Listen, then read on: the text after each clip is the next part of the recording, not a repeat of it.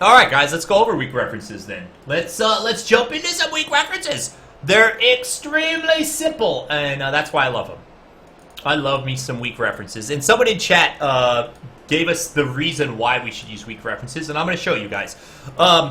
Let's construct ourselves a little test here. Not a test, a scenario here, guys, right? Say we have an object manager. I want to create an object manager. Let's just go create one. Public class, I'm going to call it manager, right? Public class manager, and it has a private list, because it's an object manager of object, right? Of items equals new list, right? It's cool. We now have this object list, and void add. I want to add an object.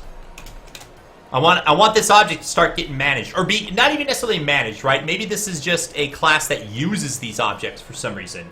Items.add.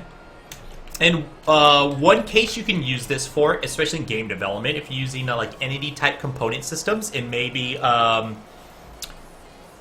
entity component systems, maybe you have some type of inventory manager, which just has a list of all the objects that implement an inventory component, and you want to do some type of pulsing or some type of every game update. You want to iterate through this list and work on it. As just some sample or some reason, right? So you want to add an object to say, hey, all right, well, I also need to be able to remove an object. And why do we need to remove an object from this manager? And we'll talk about that right now in a second. Let me just finish this. And this will, we'll talk about why we need weak references. And let's have a pulse, right? Pulse, we'll call it pulse, we'll call it update. Make it simple for you guys. For each var o in items. Let's go through every object. Let's just do a console write line. You know what? I want to create this differently. I want to create public class test. I want my own test object because I want some data on it. Public int data. And now let's use this instead. Because I want to say o.data. I just want to write out, for every object in our manager, every update function, we're just going to spit out its data, right?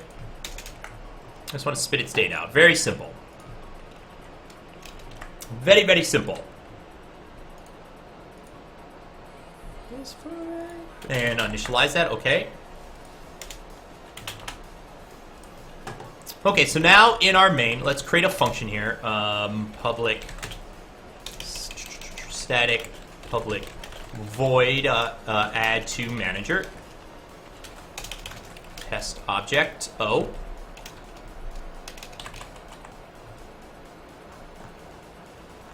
All within our scope. Okay, good.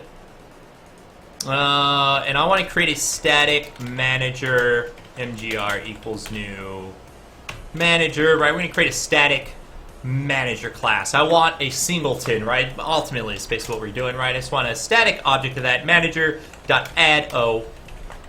Cool beans. Actually, I don't even want to do that. I just want to add to manager. I want to create test object of o equals new. For whatever reason, somehow we're getting a new object into our manager, right? So in here, I can just say add to manager. We'll add 3 times.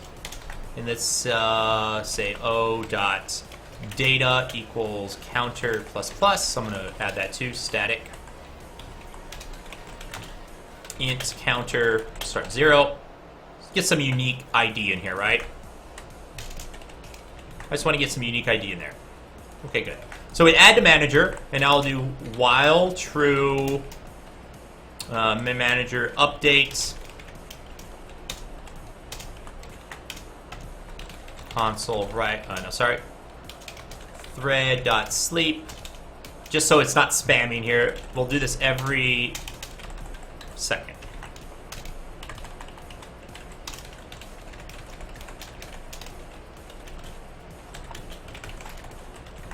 Just so you can see what's going on.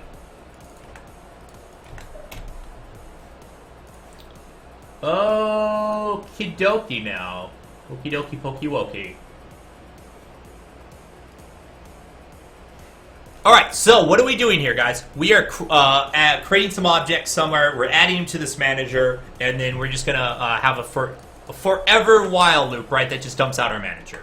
And if we look at what's going on every second, right? We're just dumping out all these objects, dumping out all these objects. Well, what if these objects that we're creating?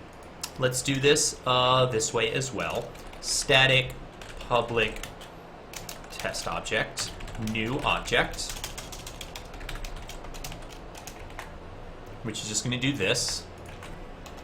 Return O, right? And now let's just put this back to test object of O. I just want to add it to our manager. Or even better, we'll not even use this. We'll just say mgr.add new object. The case I'm trying to get out here, guys, is while we have this object manager, this is a manager for a specific use case. Maybe these objects are owned by something else in our system, right? These objects can be owned somewhere else in our system. We don't care where they're owned. And if we consider the ownage something like this, right, we can say var o1 is equal to new object, 2 and 3, right? So now the ownership of these objects are owned by our main function. They're owned by main function. We just want to have this manager know about them as well and use these objects. Excellent. If we still run it, everything will still work the same way, right? What happens though is, like, I'm done with these objects. I don't care about these objects anymore. What happens if I O1 of null? Right? I want to tell my sculpt that I'm done with these objects. What's going to happen? What's going to happen? Are we actually going to delete these objects from memories? Garbage collection is going to collect these objects. Let's pull chat up. Let's talk about this.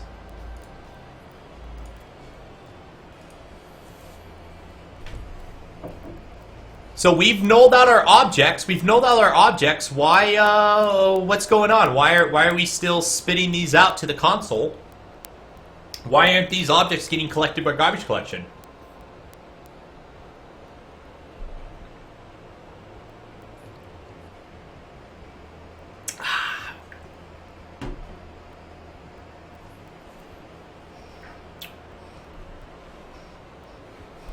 Right, exactly, Ages, right? Exactly. All we've done is we created these objects. We're the owner of these objects and say, hey, I'm done. I want to delete these objects, but remember, non-deterministic garbage collection, right? There's no explicit delete that we can call. We just want to say we should be deleting these, but we passed a reference to all these objects into this manager that's just trying to do some operations on these objects, but now this manager has a reference to every object we pass to it via this list collection. So this manager is a GC root, so root object, and it has a reference to everything, so the garbage collection cannot remove these objects. Even though we're done with them, the only way to fix this, of course, would be to say mgr.remove. When we're done with our usage here, when we want to delete these, right, we have to call remove here. And now if we run this, let me close all this down.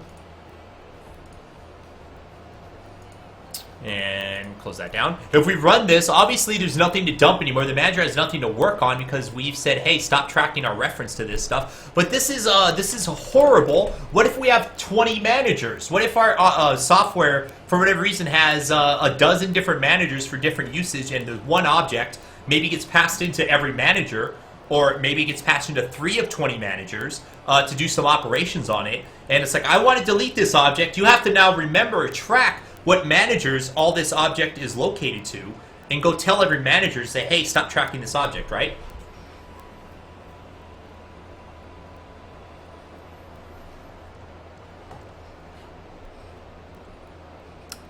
This is not redundant. This is just explicitly telling the garbage collector that, in my context, I'm done with these, right? So how can we maybe fix this so that I can still null these out, so that when garbage collection happens on these objects, because I don't want any more references to this, I don't want this manager to hold a hard reference to my object so that it can get garbage collected when I'm explicitly say I don't want this anymore. When garbage collection kicks in on that object now, they can get removed from this manager.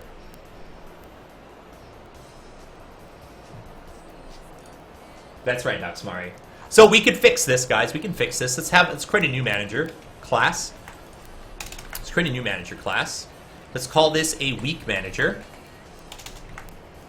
And instead of holding a list of test objects, we can hold a week reference of test object. So the week reference type is a object type, right? It's a class. It's a generic class of a type. So let's take this. And weak references are an awesome thing that the garbage collector supports for us. It's going to give us a weak reference to an object, not a hard reference, right? Not a long reference. So we have a weak reference. We're going to pass in our object still, but instead of storing O, we're going to go create a new weak reference. New of and wrap it around object, right? And that's what we want to store. We no longer are going to support a remove. We could add that later. That's not important for our test here. We don't need a remove. When we're iterating through objects here, when we're going through the update, remember, items is now a weak reference. Is now a weak reference of test objects. And then in here, we can say var O is equal to the weak dot get. Give me a second, I'm trying to remember. Whoa! Apparently, somebody wants to have some fun here. Sorry, that's our set target. We need to... all of a sudden, my mind is blinking on me. Try get target. There we go. Sorry. Try get target, right? So we want to say test object O. We want to try and get the target of O. This is an out parameter. This is like looking it up in a dictionary. If you notice, this is going to return a bool. Tries to retrieve the target object that was referenced by the object, right? So we can say, if we find the weak reference, if we find the object around the weak reference, we'll continue operating on it. Otherwise, that means this object has been deleted by the garbage collector. All we have is this weak reference. Remember, weak reference is still an object itself.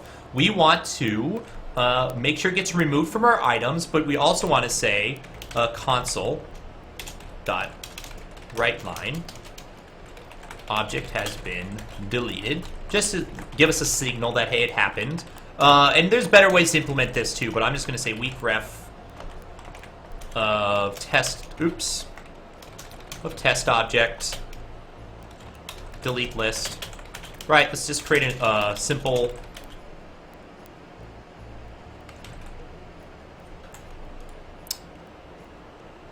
close that up properly. Create a simple delete list. Let's add our weak reference on here, because what we want to do is after we're done, we want to do a for each. Weak in delete list, and just in items remove, because we need to stop tracking this item, right? If the garbage collector right here, this test, the garbage collector tells us this object is gone, it's been deleted, there are no more reference to it. We just want to make sure our collection gets rid of our weak list, our weak reference, because we don't need it anymore. We don't need to keep checking for it if it's been, we just need to do a check one time, right?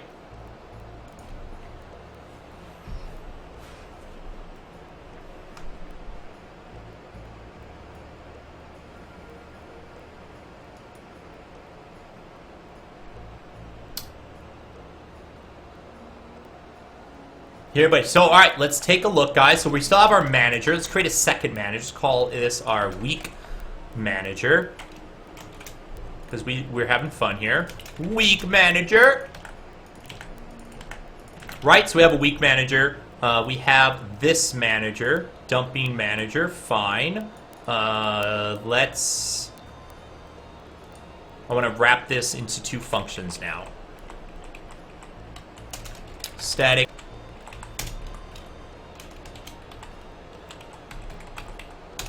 Give me a moment here, and then static void test weak manager. I can't type anymore. Let's move all this code into our test manager, and we don't need to null this out, right? So remember, since we're creating a new object here, as soon as we leave this scope, if I was to not do this, if I wasn't to do this, we'd create new objects. As soon as we leave this scope, there's no more references to it, so the garbage collection will delete it eventually. But we're fine here. Excuse me. And then we'll have our while true. We'll dump the manager. And then we will dump the weak manager.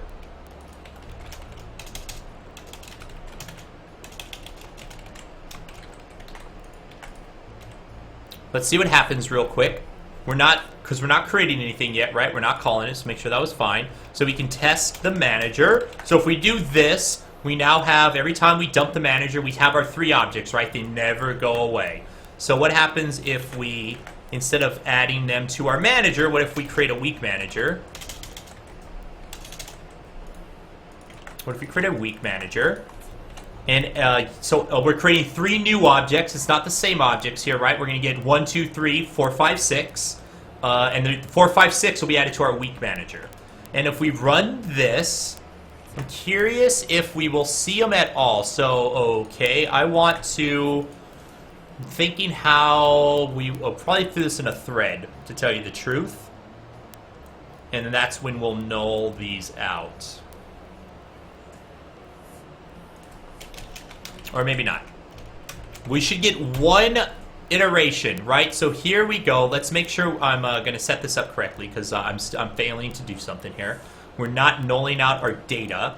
I shouldn't need to do this. We're holding on to a reference in here. And I'll fix it right now. Test our weak manager, right? Weak manager, update good. New object, returning. Test weak manager. We should be fine. I need to, for our test purposes here,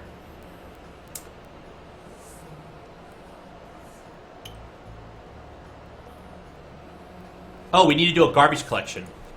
I'm sorry. So what's going on, guys? It's working as intended. These objects are going out of reference, but remember, we're adding no pressure. .NET doesn't just run the garbage collection constantly. It only runs GC when you allocate new data, and then there's pressure. Since after all of our tests here, there's no more data allocation going on, right? There's no more data allocation going on.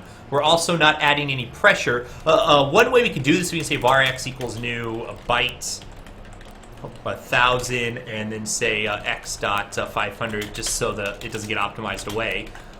This might cause some pressure eventually as well. Let's see what I'm curious. I don't know if it will, but we could just force a garbage collection too, by the way. I was just interested. Okay, so we could also then just say gc.collect, force a garbage collection. I know there's no pressure, there's no objects being allocated, but I just want to force a GC, and there we go, right? So if we go back up here, we can see that a dump weak manager, first iteration through, 3, 4, 5 was great. Because remember, non-deterministic, even though we collected garbage right away, it didn't get deleted right away. But then the second time through, when we ran the dumping weak manager, we detected that all of our objects have been deleted because we're collecting those now. If we look at how it's running here, the dumping manager still has all these references, and our weak manager has nothing, right? And we never had to call remove on anything because we're just using weak references.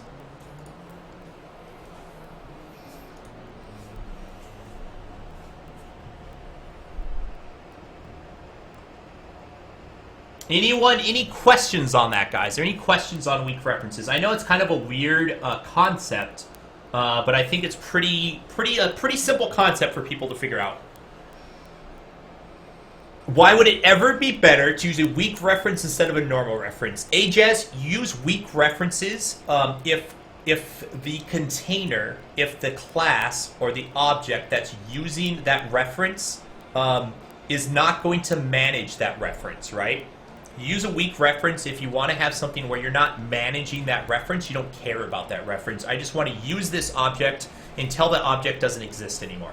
So if you're not going to manage the reference, use a weak reference. The best place it's used most often in .NET UI work is in event notification, delegates and event notification. When you register an event to a delegate, that becomes a static, how .NET binds that stuff up, it becomes a pinned static event. If you use weak references, you get around some horrible things. And exactly, DocSmart, it's all about ownership, right? If you don't intend to manage that object.